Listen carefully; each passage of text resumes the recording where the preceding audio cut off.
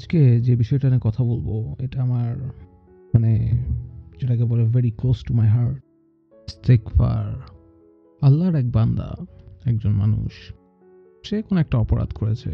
করার পরে আল্লাহর কাছে সে ক্ষমা ছিল, ইস্তেগফার করলো। হে আল্লাহ, তুমি আমাকে মাফ করে দাও। আস্তাগফিরুল্লাহ। আল্লাহ তাকে মাফ করে দিল। তারপরে সে আবারও একই অপরাধ করলো। সে আবারও ক্ষমা ছিল, আল্লাহ তাকে আবারও মাফ করে দিল। তারপরে সে আবারও করলো, সে আবারও ক্ষমা ছিল, আল্লাহ তাকে আবারও মাফ করে দিল। সে এইভাবে করতেই থাকলো আর মাফ চেতেই থাকলো। আল্লাহ তাকে প্রতিবারে মাফ করে দিল। আল্লাহ মানুষকে সৃষ্টি করেছেন মাফ করার জন্য। আল্লাহ অবশ্যই গুনাহ পছন্দ করেন না, কিন্তু আল্লাহ মাফ করতে পছন্দ করেন। আল্লাহ যখন প্রথম আদমকে সৃষ্টি করেন, তখন আল্লাহর প্রথম কথা আদমের উদ্দেশ্যে ছিল হচ্ছে, ইয়া হামুকুল্লাহ, মে আল্লাহ হ্যাভ মার্সি অন ইউ। তো মার্সি শব্দটাকে আমরা অনেকভাবেই ট্রান্সলেট করতে পারি। তার ভিতরে করুণা আছে এবং ক্ষমাও আছে। তো আল্লাহ মানুষকে সৃষ্টি করেছেনই ক্ষমা করার জন্য, আমাদের জন্য। ইস্তেগফার এমন না যে অপশনাল, এটা ম্যান্ডেটরি, মানে করতেই হবে, আমাদের আর কোনো অপশন নাই যদি আমরা সফল হতে চাই। সফল হবার মানে হচ্ছে আল্লাহর ক্ষমা নিয়ে, পরকালে আল্লাহর ক্ষমা নিয়ে বেহেশতে এন্টার করা। ইস্তেগফার শুধু যে আমাদের উপরেই ম্যান্ডেটরি তা না, এটা নবী রসুলরাও করতেন, যারা আসলে মানুষের মধ্যে শ্রেষ্ঠ, পারফেক্ট, তারাও ইস্তেগফার করতে হতো তাদেরকেও। যখন আল্লাহ আদমকে সৃষ্টি করেন এবং আদমকে বলেন যে এই গাছের কাছে যাবা না, এবং শয়তানের প্ররোচনায় সামহাও উনি ওই গাছের ফল খেয়ে ফেলে, তখন আল্লাহর কাছে ক্ষমা চান এবং আল্লাহ ওনাকে ক্ষমা করে দেন। অন্যদিকে শয়তানও কিন্তু আল্লাহর হুকুম মানেনি, এবং সেও যখন আদমকে সিজদা করতে বলা হয় সেটা করেনি, এবং সে ক্ষমা না চেয়ে আরও বলেছে যে আমি আদমের থেকে বেটার, এবং সেই কারণেই সে চির অভিশপ্ত হয়ে যায়, বেহেশত তার জন্য হারাম হয়ে যায়।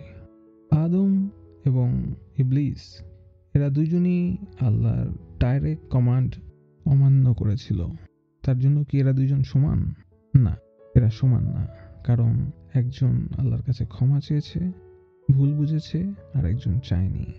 নূহ আলাইহিসসালাম, উনিও আল্লাহর কাছে এমন কিছু চেয়েছিলেন যেটা তার চাওয়ার কথা না।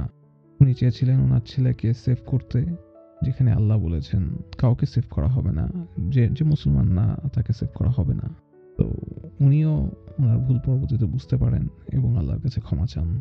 ইব্রাহিম আলাইহিসসালাম এবং ওনার ছেলে ইসমাইল আলাইহিসসালাম কাবা বানাচ্ছিলেন, এবং কাবা বানানোর পরে ওনারা আল্লাহর কাছে প্রথমে ক্ষমা চান এবং দোয়া করেন যে আমাদেরকে ক্ষমা করে দাও এবং আমাদের এই প্রচেষ্টা, এই যে কাবা বানিয়েছি, এটাকে কবুল করো।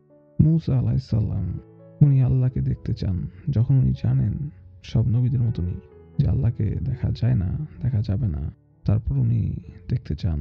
এবং তারপরে যখন পাহাড় চলে যায়, তখন উনি বলেন সুবহানাল্লাহ, এবং সাথে সাথে উনি ক্ষমা চান, কারণ এই রিকোয়েস্ট করার জন্য। এবং আমাদের নবী হযরত মুহাম্মদ সাল্লাল্লাহু আলাইহি সাল্লাম, আল্লাহ ওনার প্রতিটা গুনাহ মাফ করে দিয়েছেন, কোরআনে বলেছেন। তারপরও উনি প্রতিদিন 100 বারেরও বেশি আস্তাগফিরুল্লাহ বলে আল্লাহর কাছে ক্ষমা চেতেন। তাহলে আমাদের কি করা উচিত? কাদের আল্লাহর ক্ষমা সবচাইতে বেশি প্রয়োজন, আমাদের নাকি মানব শ্রেষ্ঠ আমাদের প্রিয় নবী মুহাম্মদ সাল্লাল্লাহু আলাইহি সাল্লামের? অবশ্যই আমাদের। যদি আমাদের নবী 100 বার দিনে আল্লাহর কাছে ক্ষমা চেতেন, আস্তাগফিরুল্লাহ বলতেন, তাহলে আমাদের কি করা উচিত? 1000 বার তো কম হয়ে যায় আমাদের জন্য। এই জন্যই রিপেন্টেন্ট, ক্ষমা প্রার্থনা করা, তওবা করা আমাদের উপরে ফার্জ, ম্যান্ডেটরি। এই জন্যই আল্লাহ আমাদেরকে ক্ষমা চেতে বলেছেন, তওবা করতে বলেছেন, এবং সাথে উনি এটাও বলেছেন যে উনি ক্ষমাশীল। আল্লাহ বলেছেন, কে তোমাদের অপরাধ ক্ষমা করবে যদি আল্লাহ না করেন? আরেক জায়গায় আল্লাহ বলছেন যে তোমরা যারা পাপ করেছো, তোমরা আল্লাহর ক্ষমার ব্যাপারে হতাশ হও না, কারণ আল্লাহ সব অপরাধ, সব পাপ ক্ষমা করে দিতে পারেন। আল্লাহর অনেক নাম আছে, তার ভিতরে 99 নেম আমরা জানি। এই 99 নামের বেশিরভাগ নামগুলাই আপনার ক্ষমার সাথে লাইক সামহাও লাইক কনসেপ্টটা ক্ষমার সাথে সম্পর্কিত। আর রহমান, আর রহিম, আল গাফফার, আল গাফুর, আল আফু, আত-তাওয়াব। আল্লাহর এরকম অনেক নামই আছে যেগুলা ক্ষমার সাথে অথবা ক্ষমার কনসেপ্টের সাথে সম্পর্কিত। আল্লাহ হচ্ছেন পরম করুণাময়, দয়ালু এবং ক্ষমাশীল। হাদিসে এসেছে আল্লাহ সুবহানাহু ওয়া তাআলা আমাদের দিকে দিনের বেলা হাত বাড়িয়ে দেন, যাতে করে আমরা রাত্রেবেলা যে অপরাধ করেছি সেটার জন্য যদি ক্ষমা প্রার্থনা করতে চাই তাহলে উনি আমাদেরকে ক্ষমা করে দেবেন। আর উনি রাত্রেবেলা আমাদের দিকে হাত বাড়িয়ে দেন যাতে করে আমরা দিনের বেলা যে অপরাধগুলো করেছি সেইগুলোর জন্য যদি আমরা ক্ষমা চেতে চাই তাহলে উনি আমাদেরকে ক্ষমা করে দেবেন। নবীজি বলেছেন যদি একটা নন মুসলিম যে কোনো ধর্মেরই হোক সে জানতো যে আল্লাহ কত দয়ালু এবং কত ক্ষমাশীল তাহলে সেও জান্নাতে প্রবেশ করার আশা ছাড়তো না। একটা নন মুসলিম সেও জান্নাতে প্রবেশ করার আশা ছাড়তো না যদি সে জানতো যে আল্লাহ কতখানি ক্ষমাশীল। শয়তান আল্লাহকে বলেছে, মানে আল্লাহর ইজ্জতের কসম খেয়ে বলছে যে আমি এই মানুষদেরকে, আদম সন্তানদেরকে এখন থেকে মিসগাইড করব, তাদেরকে ধোকার রাস্তায় নিয়ে যাব, খারাপ পথে নিয়ে যাব। এবং আল্লাহ তখন বলছে আচ্ছা ঠিক আছে, আমি তারা যখনই ক্ষমা চাবে আমি তাদেরকে ক্ষমা করে দেবো, আমি তাদেরকে সবসময় ক্ষমা করব। আল্লাহ কোরআনে আমাদেরকে বলছেন আল্লাহ আমাদেরকে ক্ষমা করতে চান, আল্লাহ চান আমাদেরকে ক্ষমা করতে, শুধু আমাদেরকে ক্ষমাটা চেতে হবে। হযরত আয়েশা রাদিয়াল্লাহু তাআলা নবীজিকে জিজ্ঞেস করছেন লাইলাতুল কাদরের রাতে আমি কি প্রার্থনা করব? তখন নবীজি বললেন ও আল্লাহ তুমি আফু, যে পাপ ক্ষমা করে দাও এবং তুমি ক্ষমা করতে ভালোবাসো, আমাদেরকে মাফ করে দিতে ভালোবাসো, তো আল্লাহ তুমি আমাদেরকে মাফ করে দাও। আমরা যত পাপ করি তার ভিতরে সবচেয়ে বড় পাপ যেটা আমরা করতে পারি সেটা হচ্ছে আল্লাহর ক্ষমা এবং আল্লাহর দয়ার উপরে আমরা যদি আশা হারিয়ে ফেলি, আল্লাহ আমাকে ক্ষমা করবে না এটা মনে করাই সবচেয়ে বড় পাপ। যদি আমি মনে করি যে আমার পাপ এত বড় হয়ে গেছে যে আল্লাহ আমাকে ক্ষমা করতে পারবেই না, এটাই সবচেয়ে বড় পাপ হয়েছে, আর আমি আগে যে পাপ করছি না করছি সেটা থেকে। তো আপনার পাপ যত বড়ই হোক, যদি মনে করেন যে আপনি একটা মানুষ একা এত বড় পাপ করতে পারবেন যে মানে আল্লাহর ক্ষমার থেকেও বড়, এটা কি সম্ভব? মানে আশ্চর্য, মানুষ এটা ভাবে কিভাবে? মানে আপনার পাপ রহমান আর রাহিমের থেকে, মানে ওনার রহমা থেকেও বড়, মানে আপনি কে? আপনি কে এটা ক্লেম করার জন্য যে আপনার পাপ রহমান আর রাহিমের থেকেও বড়? এটা হচ্ছে অধ্যত্ব, অ্যারোগ্যান্স, আর কিছু না। সবচেয়ে বড় পাপ হচ্ছে সে আল্লাহকে ছাড়া অন্য কাউকে উপাসনা করা আর আল্লাহর ক্ষমার উপরে আশা ছেড়ে দেওয়া। এইগুলো হচ্ছে সবচাইতে বড় পাপ। আল্লাহ সব পাপকেই ক্ষমা করে দিতে পারে, নো এক্সেপশন। ইভেন সেটা যদি শিরক হয়, অবশ্যই শিরকের জন্য তাকে ক্ষমা যেতে হবে এবং আবার করে শাহাদা নিতে হবে, সেখানে শর্ত আছে, বাট আল্লাহ অবশ্যই ক্ষমা করবে।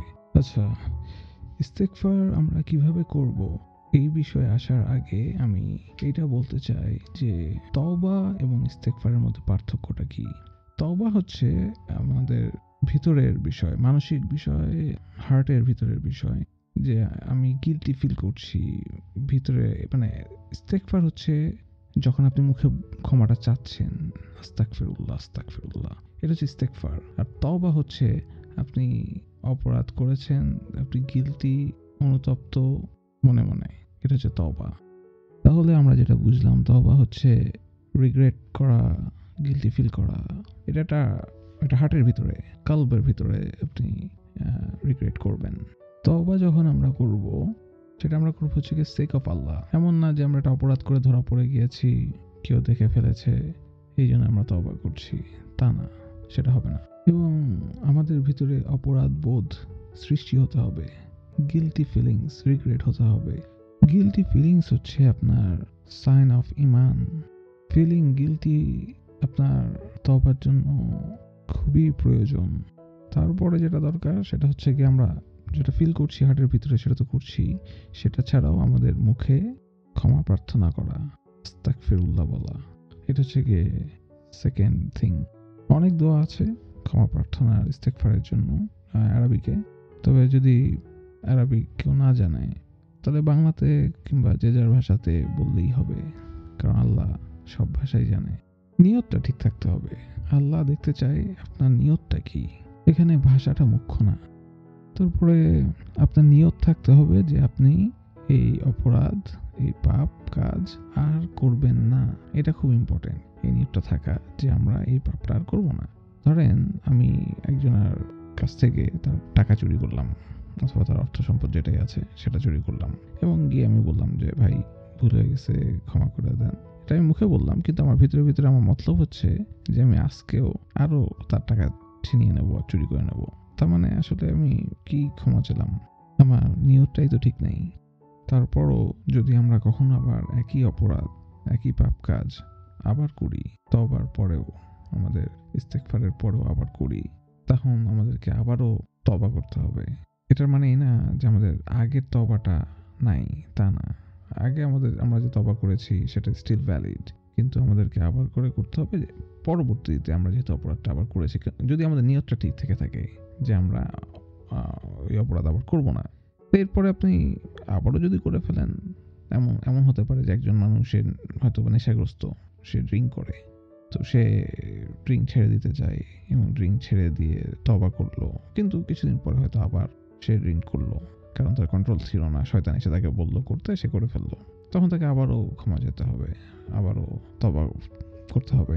তো এইভাবে কন্টিনিউ হয়তো সে অনেকবার এরকম পড়তে পারে ফল্টে, তো তখন তাকে বারবার তওবা করতে হবে। কিন্তু একসময় হয়তো শয়তান তাকে বললো যে না, তোকে দিয়ে আসলে হবে না, তুই তো আসলে খারাপ, তুই এটা ছাড়, জীবনযাপন করছিস যেভাবে সেভাবেই কর। তো যদি সে এই অবস্থাতে তওবা করা ছেড়ে দিয়ে এবং আল্লাহর উপরে ভরসা করা ছেড়ে দিয়ে যদি এইভাবে জীবনযাপন করতে থাকে এবং এভাবে মারা যায়, তাহলে খুবই খারাপ হবে আর কি, সেটা আপনারা বুঝতেই পারছেন।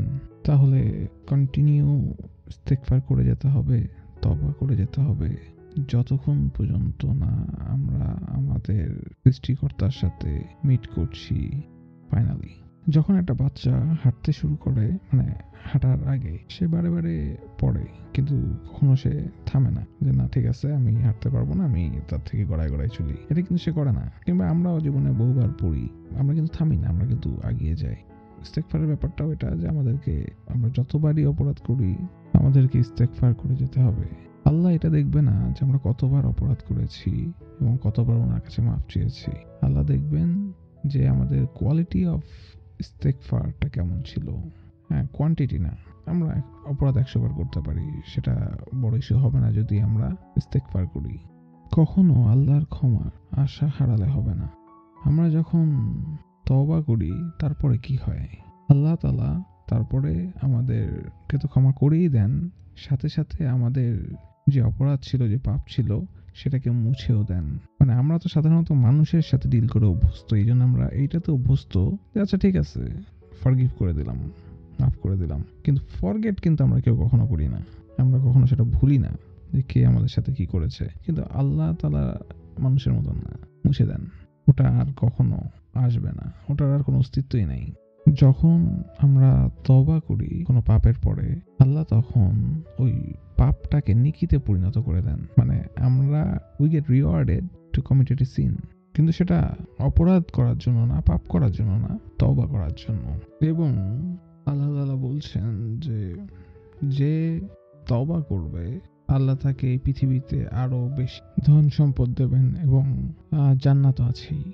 আল্লাহ বলছেন তারাই জান্নাতে প্রবেশ করবে যারা তওবা করে। আমাদের নবীজি বলেছেন যে তোমরা যদি পাপ করা বন্ধ করে দাও, Allah will get rid of you and bring another people who will commit scene.